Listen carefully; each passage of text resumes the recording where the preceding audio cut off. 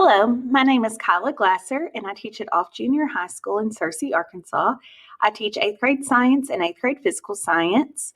And my quote about Strive is that Strive serves to bring careers into the science and math classrooms in the state by partnering local STEM industries and educators.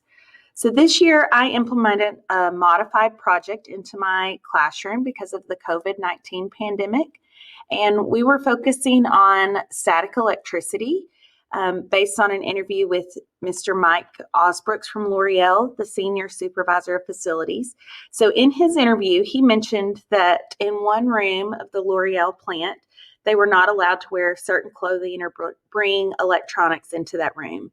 So in follow-up questions, it was discovered that this is because of flammable products and the risk of a static discharge. So in my class, we study static electricity as a force, and students usually have a very little ways to connect to this as an important science feature other than getting shocked by a doorknob or shocking their siblings or when they're jumping on the trampoline and they shock somebody. So therefore, I took Mr. Osbrook's comments and presented this problem to my students as what is special about this room and why are certain materials allowed in this room and not allowed in this room. And so we did several experiments with static electricity. So you can see in these pictures here, we've got balloons and they rub those balloons on their hair to build up a charge. And then there's some aluminum cans there, and those cans would be following the balloon around.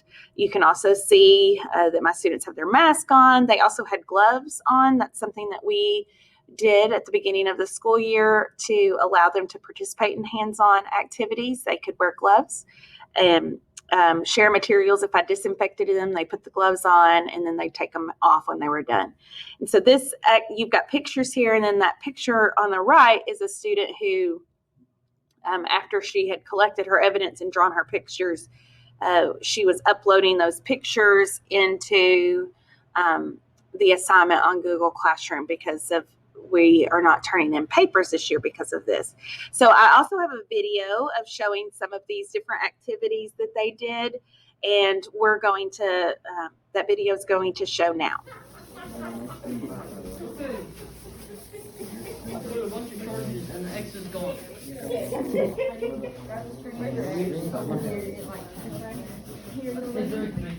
Okay. Oh.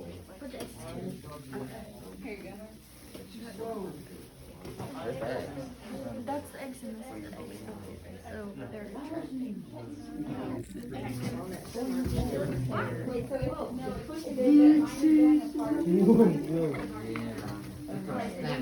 I'm a balloon. What kind of balloon? What? like even to push away the eggs.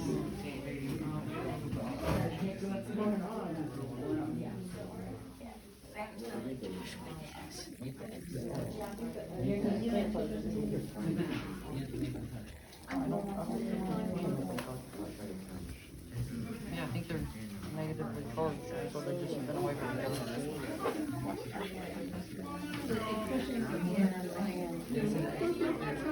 My ass is all the way over here. So in the video, you saw my students using those balloons, and they were seeing how they attracted to each other, and they had built up charges in both of them. And so we used that, and my intent was for them to do a research project where they were discovering what materials and what equipment could be used in the room that Mr. Osbrooks had spoke about in L'Oreal because of that static discharge and the flammability that's in those products that's used there.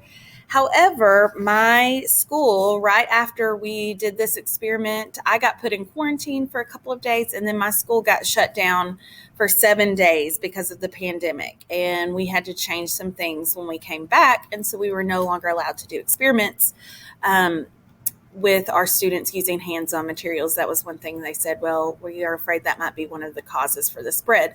So I had to scratch the rest of my project, unfortunately. And so it had to be left incomplete, but based on my students' interest surveys, I could see a difference in how they approach the subject. I intend to put this full project into action at the end of the pandemic because I saw such a gain in my students' attitudes towards the topic and their interest. They were just like, oh, there is an actual reason for us to be studying this. So in general, I have focused more on STEM skills this school year because of the Strive program. My students have definitely seen a switch towards technology because of the current situation. And I have also worked to stay current with giving relevant graphs about the virus and increase in online shopping to teach graph interpretation and importance of scale.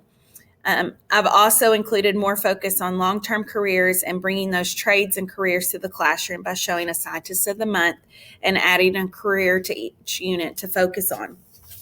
So overall, Strive has caused me to become more future-driven for my students instead of focusing just on their 8th grade school year. I want them to see, hey, this is going towards something that's going to happen to you in the future, and this will help you in the future. So I've been looking for ways to broaden my students' view of the world and ideas for them to be successful. I've also worked with our career development teacher to connect with other industries in the area that focus on STEM. And she has not brought in guest speakers like she normally does, but she has videoed those interviews and shared these STEM clips with me so I can show them in my classroom when they match the standards that I'm teaching. So I would encourage any math or science teacher to participate in Strive. The information and connection to resources has been so valuable to me and my students this school year, and I hope to continue in the future.